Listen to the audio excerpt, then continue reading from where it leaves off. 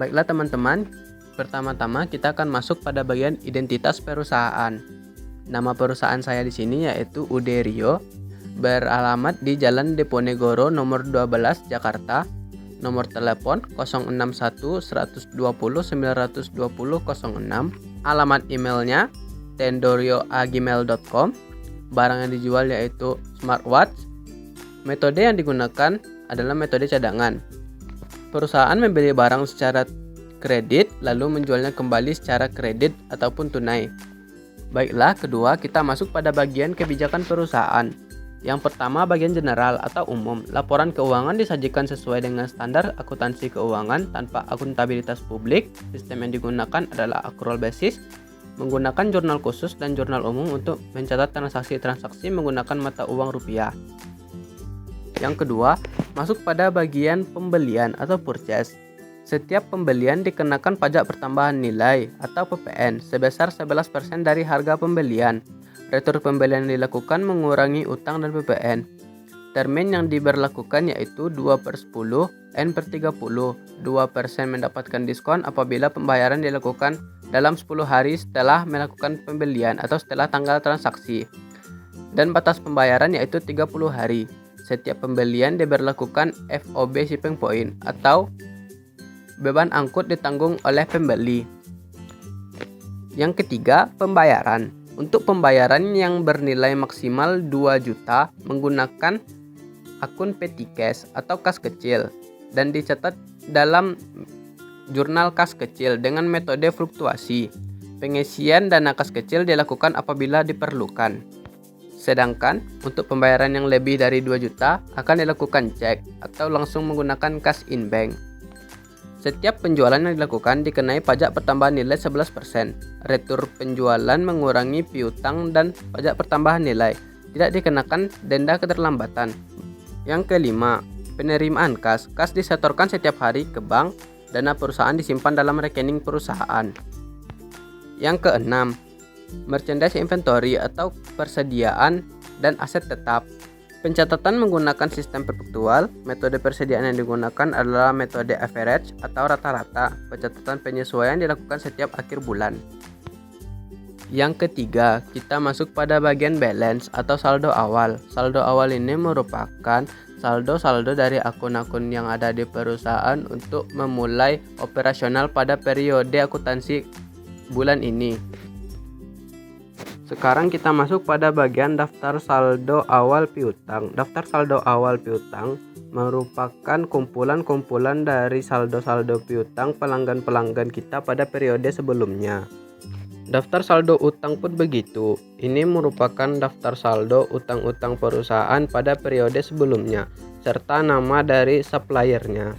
Lalu ada juga daftar saldo awal persediaan barang dagang beserta nama item dan kuantiti item tersebut. Daftar saldo awal utang, piutang maupun persediaan barang dagang haruslah sesuai dengan yang ada di balance atau saldo awal. Sekarang kita masuk pada dokumen transaksi. Di sini dokumen transaksi pertama saya yaitu voucher kas kecil. Voucher kas kecil dicatat ke dalam jurnal kas kecil dengan akun kas kecil di bagian kredit dan di bagian debitnya sesuai dengan untuk apa kas kecil tersebut dibayarkan. Contohnya di sini saya menggunakan kas kecil untuk membeli perlengkapan toko sebesar 600.000. Jadi akun kas kecil di kredit sebesar 600.000 dan akun perlengkapan toko di bagian debit sebesar 600.000. Bagian deskripsi pada jurnal kas kecil diisi dengan kepada siapa kita membayarkan uang tersebut. Contohnya di sini saya membayarkan kepada toko Natsume. Yang kedua, kita masuk pada faktur penjualan. Faktur penjualan dicatat di bagian sales journal atau jurnal penjualan dengan akun sales di bagian kredit dan akun debitnya yaitu account receivable dan VAT-in atau piutang dan pajak pertambahan nilai. Sedangkan di bagian deskripsi kita mengisi dengan nama customers atau pelanggan kita. Bagian referensi kita centang apabila sudah kita masukkan ke dalam buku besar pembantu piutang. Selanjutnya, kita masuk pada bagian nota debit atau retur penjualan. Kita menerima nota kredit dari customers atau pelanggan lalu kita memberikan nota debit kepadanya sebagai bukti bahwa kita telah mengurangi piutang dari customer tersebut. Sekarang kita masuk pada dokumen transaksi faktur pembelian. Faktur pembelian dicatat ke dalam purchase journal atau jurnal penjualan dengan akun merchandise inventory di bagian debit, lalu di bagian kreditnya ada utang dan pajak pertambahan nilai. Jika ada beban angkut, maka beban angkut berada di bagian kredit. Pada retur pembelian, kita mengirimkan nota kredit pada supplier atau pemasok, lalu kita menerima nota debit dari mereka sebagai bukti bahwa mereka telah mengurangi utang kita atas retur yang telah kita lakukan. Transaksi retur penjualan ataupun retur pembelian kita catat pada jurnal umum atau general journal. Bukti penerimaan kas dicatat pada bagian cash receipt journal atau jurnal penerimaan kas. Dengan akun cash in bank di bagian debit, lalu di bagian kredit bisa saja dengan penjualan tunai ataupun penerimaan piutang dari customers. Bukti kas keluar kita catat pada bagian cash payment journal atau jurnal pengeluaran kas. Dengan akun cash di kredit dan di debit biasanya ada akun utang maupun pembelian secara tunai dan lain-lain sebagainya. Sama seperti sebelumnya, bagian referensi kita isi apabila sudah kita posting ke dalam buku besar pembantu. Sekarang kita masuk pada bagian buku besar pembantu piutang. Buku besar pembantu piutang adalah buku besar yang membantu menjelaskan atau mencatat saldo dari piutang suatu customer. Begitu juga dengan cara mengisi buku besar pembantu utang dengan cara melihat transaksi yang berkaitan dengan suatu toko atau suatu supplier.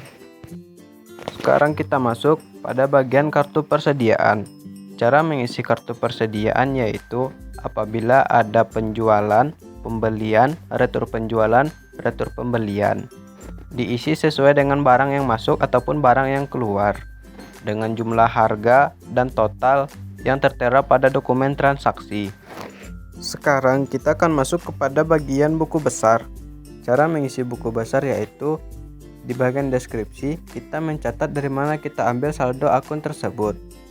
Contohnya dari general journal, maka isi deskripsinya adalah general journal, isi referensi adalah GJ1, lalu diisi sesuai dengan kolom debit ataupun kolom kredit.